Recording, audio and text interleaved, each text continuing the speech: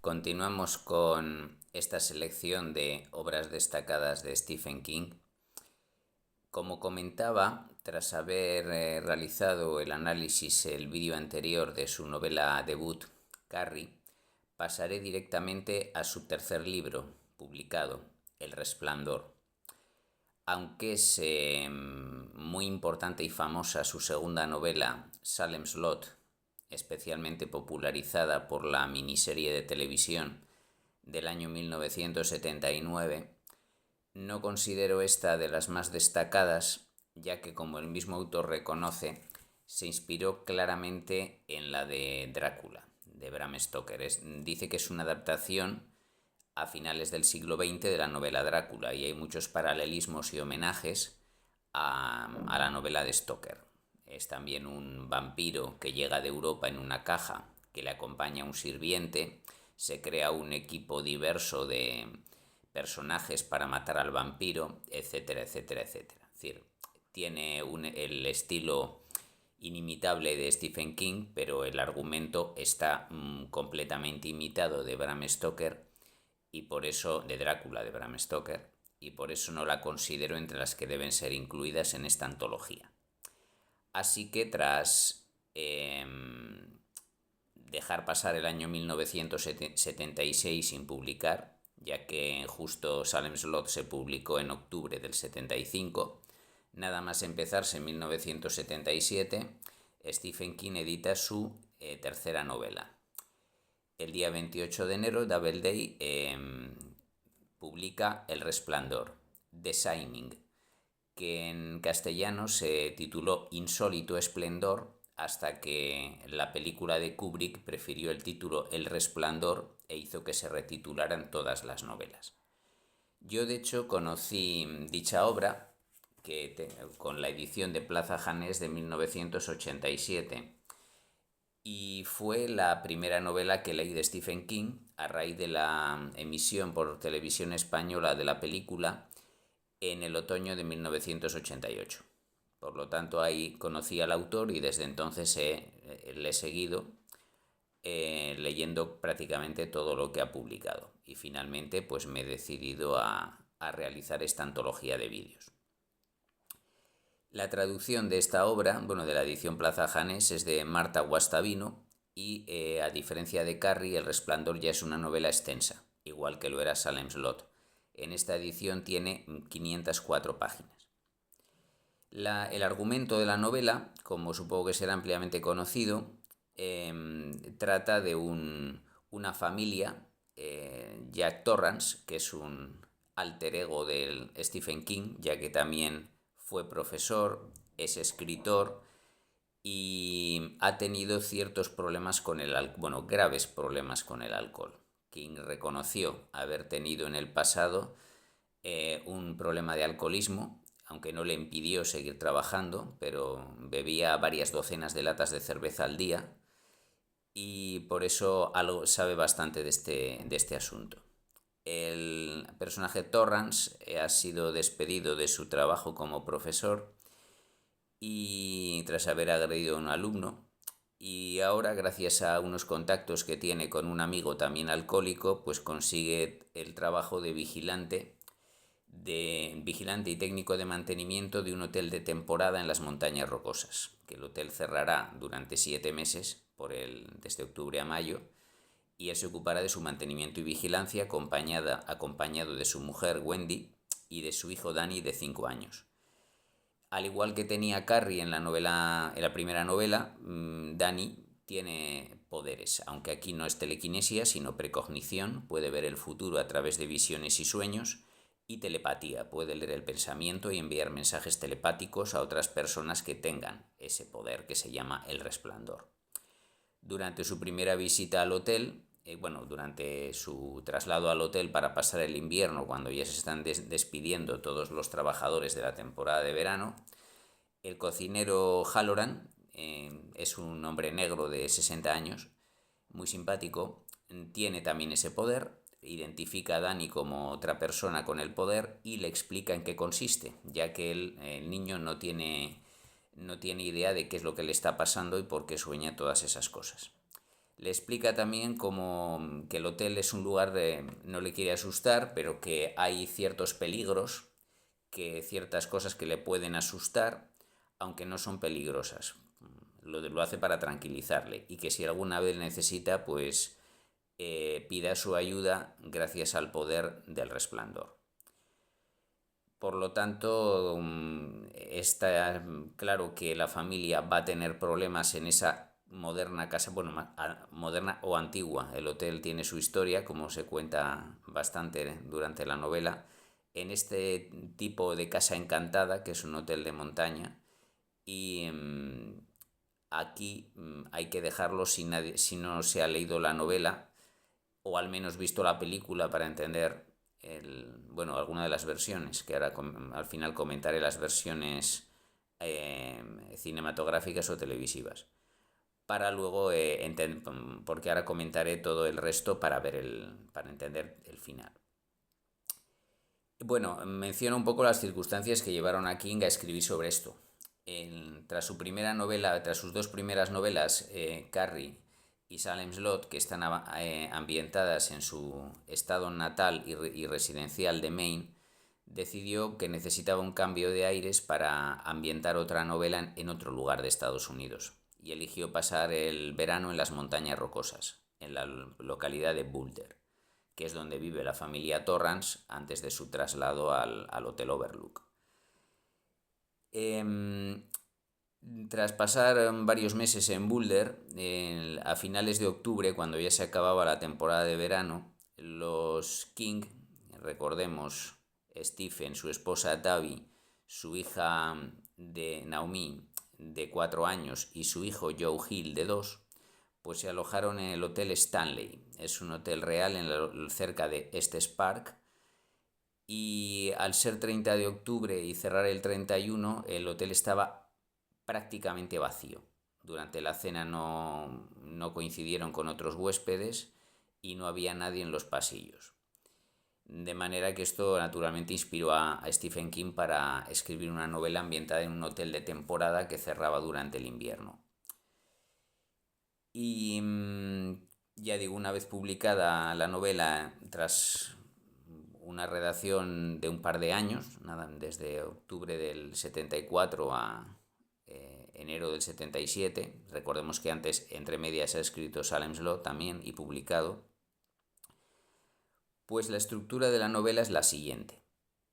Primero dedica el libro a su hijo de 2 años, del que cariñosamente dice Joe Hill King, he shines, es decir, esplende, brilla, tiene un doble sentido, brilla como persona, pero se puede interpretar de tiene el resplandor.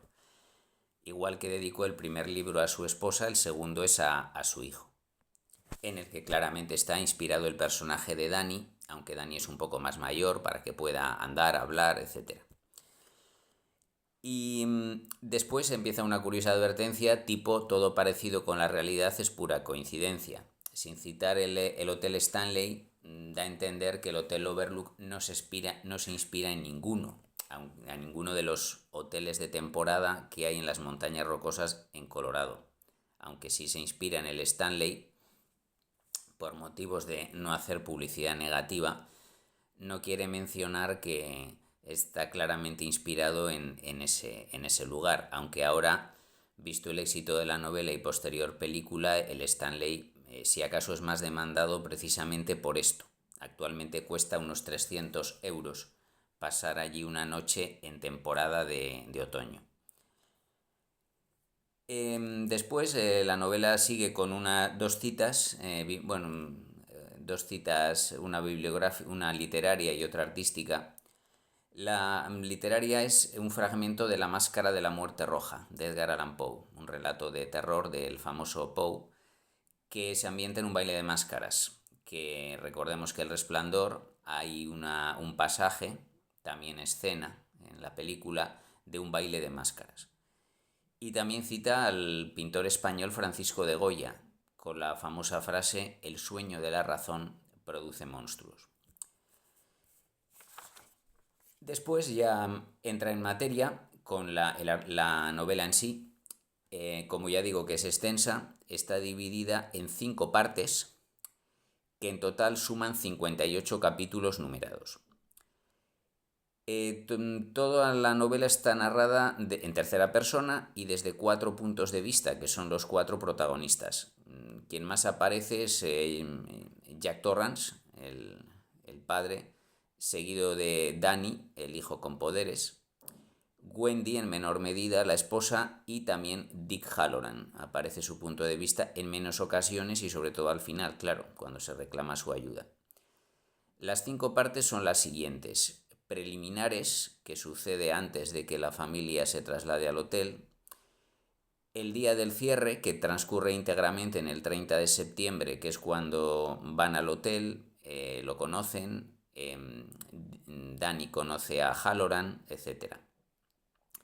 La tercera parte, el avispero, comienza 3 semanas después de acabar la segunda parte, el 20 de octubre, cuando Jack encuentra un avispero en el tejado del hotel.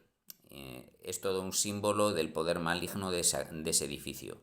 Las avispas, que parece que están muertas, le atacan a Danny durante la noche, y recordemos que durante la charla que le da Halloran a Danny el 30 de septiembre, le advierte de que no se acerque a la habitación 217. No le dice por qué, pero por unos comentarios que le hizo el técnico de mantenimiento a Jack, sabemos que en la 217 se suicidó una mujer que había sido abandonada por su amante y que algunas camareras decían haber visto su fantasma. El fantasma, como no podía ser de otra manera, acaba cuando finalmente Danny se atreve a entrar en la habitación, desoyendo los consejos de Halloran. Naturalmente ve el fantasma de la señora, que no solo lo ve, sino que le agrede, intenta estrangularle. Y ahí termina la tercera parte. La cuarta parte, Aislados por la nieve, retoma el argumento exactamente ahí, es decir, los padres ven que Danny ha sido agredido y empiezan a preguntarse qué pasa ahí. Cada uno cree que le ha agredido el otro, porque sucede que estando borracho, Jack llegó a romper el brazo a su hijo Danny cuando era más pequeño, y continúa hasta la llamada de socorro, porque a medida que las cosas empeoran, no voy a contar todo el argumento, pero bueno, los que ya hemos leído la obra sabemos que las cosas van empeorando, pasan más cosas a lo largo de la cuarta parte, y hace que finalmente Danny ya no pueda más, y el 1 de diciembre Jan pide socorro mentalmente a Halloran. Y ahí concluye la cuarta parte.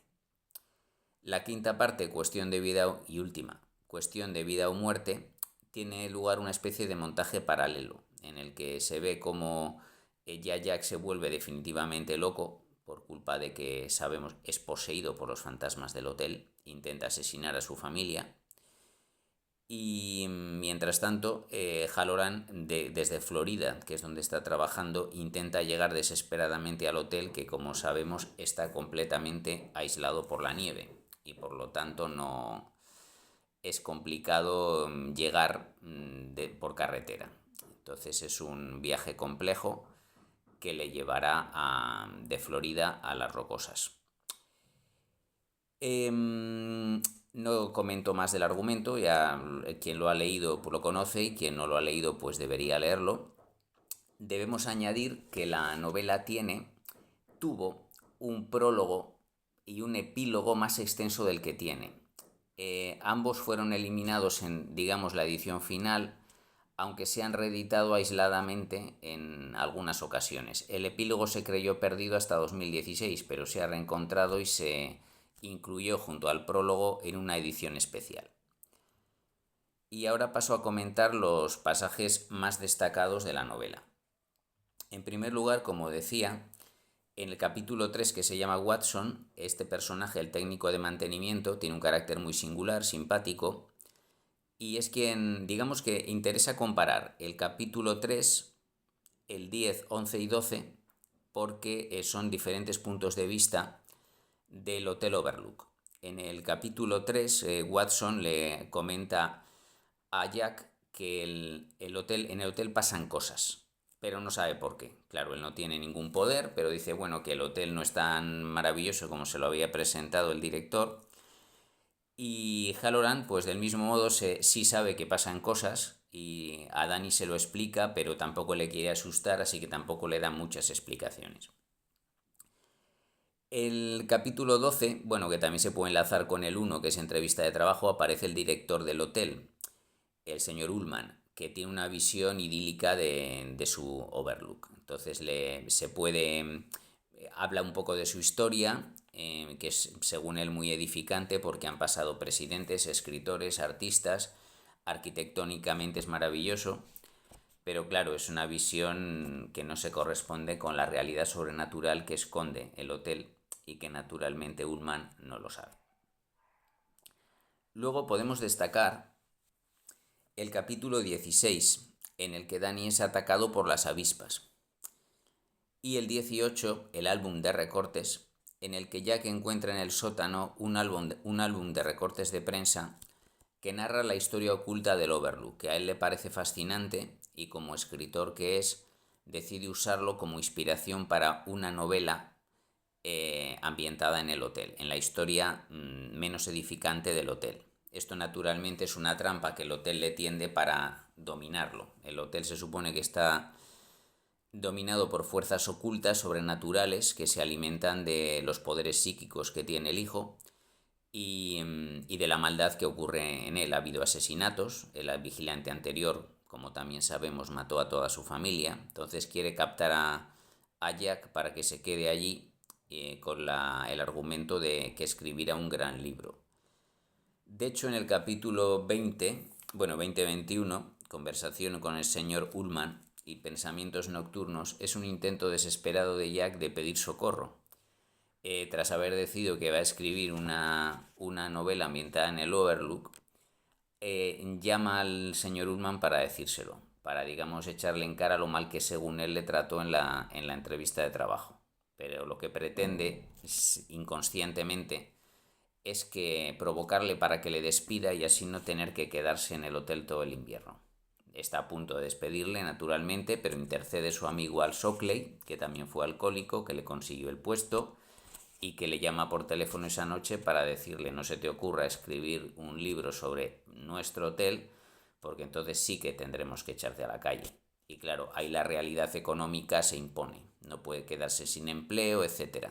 Y su subconsciente intento de salir de allí pues no tiene éxito.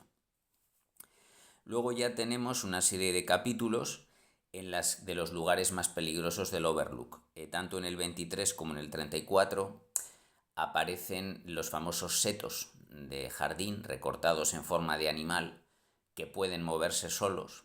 En el 23 le amenazan con atacar a Jack y en el 34 atacan realmente a Danny. Y luego, por supuesto, está la habitación 217, que por cierto en la película se cambió a 237. Sobre esto he oído dos versiones, he leído una que Stanley Kubrick quería que el número de la habitación sumara 12 por motivos numerológicos, y otra más probable, que el hotel en el que se rodó, el hotel que aparece en la película, en la parte exterior, en las escenas de exteriores, no quería que la habitación encantada coincidiera con una habitación real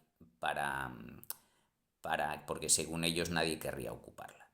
En todo caso, la habitación 217 tiene 3 capítulos en el libro, 19, 25 y 30, en el que Danny se va acercando a la peligrosa habitación, luego se atreve a entrar con las consecuencias que ya conocemos y finalmente va su padre. Y bueno, la quinta parte en general, toda es importante porque es el culmen, el clímax, pero bueno, tiene un pequeño defecto que le sucede también a Stephen King en otras novelas, que estira demasiado el final. Pasan demasiadas cosas en muchas páginas y se podría contar con menos extensión. Pero claro, para entender el final de la historia y toda la acción y la duda de si matar, de hecho King comentó en alguna ocasión que se había planteado hacer un final negativo, es decir, que todos los personajes acabaran muertos. pero finalmente hay un final entre comillas feliz en el que el único que fallece es Jack, y después de haber, digamos, conseguido darse cuenta de que estaba siendo poseído por el hotel. Comentado ya esto, pues ya solo queda mencionar las adaptaciones. Bueno, por no decir la adaptación especialmente. Esto no es un canal de películas, así que no hablaré mucho de ella. Pero hay mucho más publicado y escrito sobre la película de Kubrick que sobre la novela de Stephen King. Es uno de los casos en que la novela es mucho más conocida que la película. De hecho, en la página web Film Affinity es la cuarta película, la cuarta mejor película de terror considerada por los usuarios de todos los tiempos, solo superada por Psicosis, El silencio de los corderos y Freaks. Se distribuyó por Warner Bros. A partir del 23 de mayo de 1980, o sea, 3 años y pico después de publicarse la novela. Y como sabemos, está protagonizada por Jack Nicholson como el otro Jack, Jack Torrance, Shelley Duvall como Wendy, Danny Lloyd interpretando a otro Danny, Danny Torrance, y Scatman Crothers interpretando a Halloran.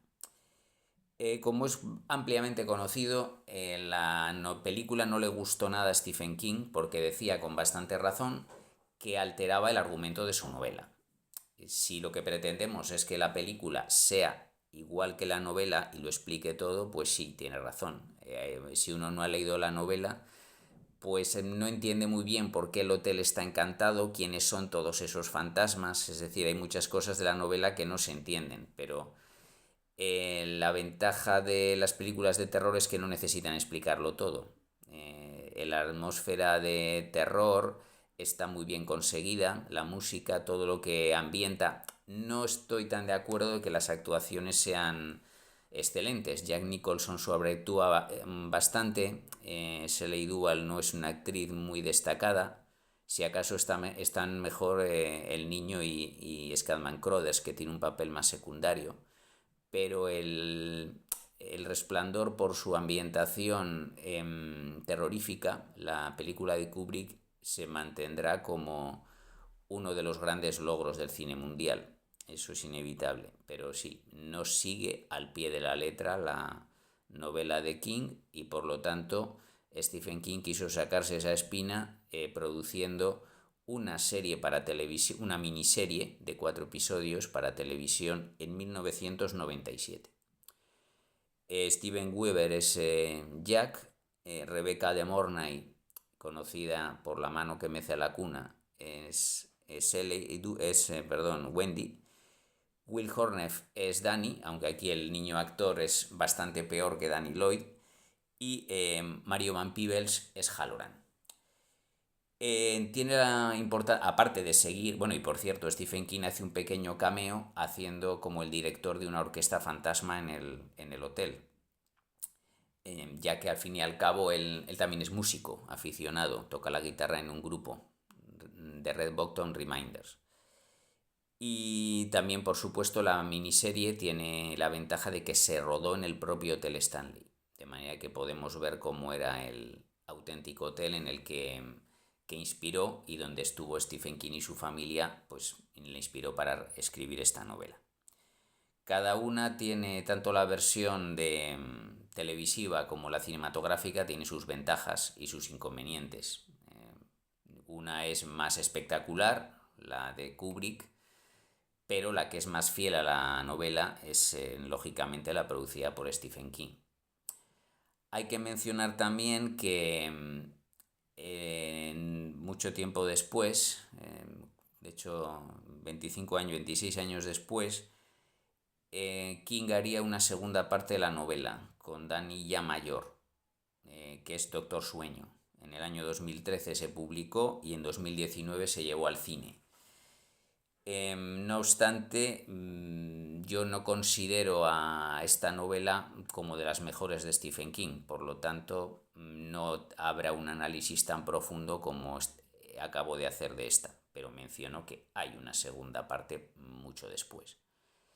De hecho, la versión cinematográfica la considero mejor que la novela original, pero bueno, como todo esto es cuestión de gustos y opiniones. El Resplandor de Stephen King quedará, igual que Carrie, como una de sus mejores novelas.